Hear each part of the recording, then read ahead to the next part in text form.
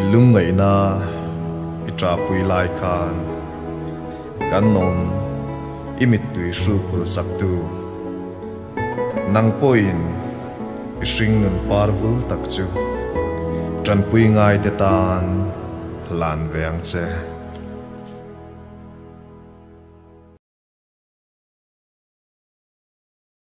3, 4, 5, 6, 7, 8. 1, 2, 3, 4, 5, 6, 7, 8. 1, 2, 3, 4, 5, 6, 7, 8. 1, 2, 3, 4, 5, 6, 7, 8.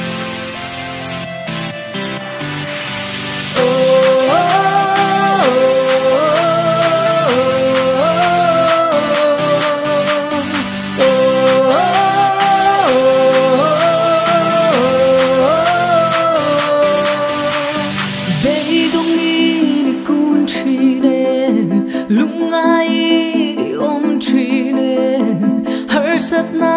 itok ngai em trăng bụi tui rong truyền em ti hian đi đón ngai em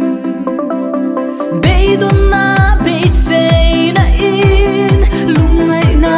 chu lim na in har sat na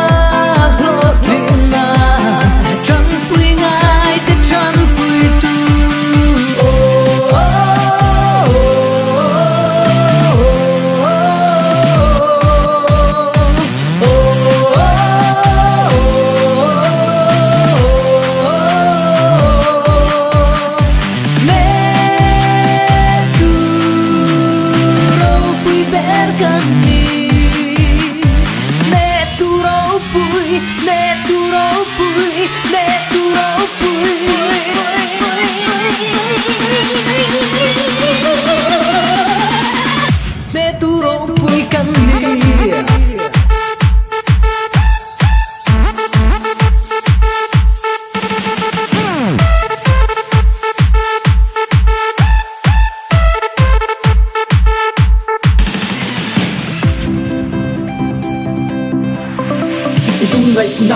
bụi lai khan kan ome mit tui ru khul sak tu nang pon chan pui ngai tan hlan lai hring nun par vul tak chu sirna frisel na min pe ka hlim na dai lovang lu sun drugs ngol vei bol lo ber bo ka kai thovang in tan kan tan chung lama mi le kan ram tan nun hlanin ban paru in om mun treu va trăng kham lim le lo mi ni lama